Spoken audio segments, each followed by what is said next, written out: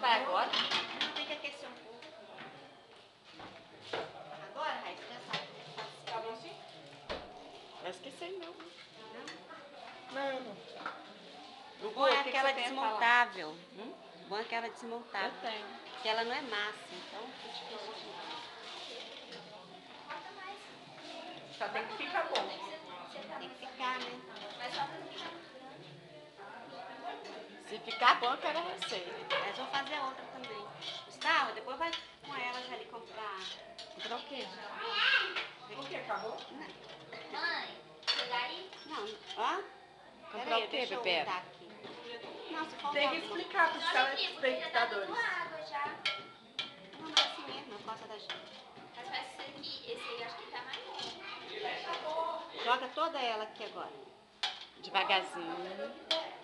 Vai. Vai lá, Raíssa Braga. Lá de cá, ó. Vai.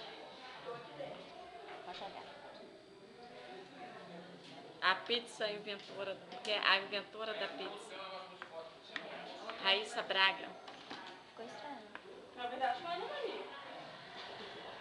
Verdade? Raine, prefiro não comentar. Mãe, deixa eu ver. É bolo de quê? Bolo de pizza. Então pensei que pra mim tá congelado. Mãe, Lá, ó. Lá, ó. tá bom? Tá bom, ué. Ah, Raíssa, se for fazer a outra, usa esse daí mesmo. Vai fazer a outra? Não, né? Pega peito de frango ali, Rayane. Fica aqui, ó, já que não vamos fazer a outra, ó. Vai. Essa aí já é pra outra, tá?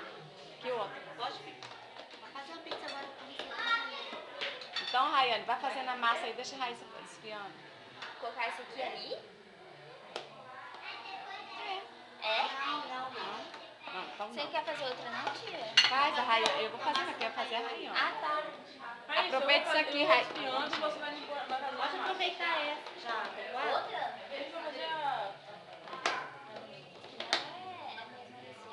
Ah, tá. Depois a gente começa.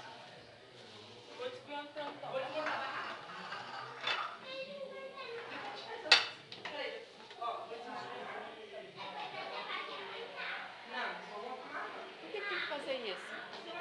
Receita pede. Mãe, vai no banheiro comigo. Ah, tá. Vai aqui, vai aqui, ó. Eu tô com medo. Aonde coloquei? Banheiro. Medo de banheiro? Vai lá que eu vou mexer na porta. Vai, você tá se sentindo uma Ana Maria Braga? Essa foto do teu cabelo, hein? Raíssa! Daquele assim. Raíssa, eu tava passando. Vamos tirar um pouquinho, senão vai gastar. A Rayane é Louro José.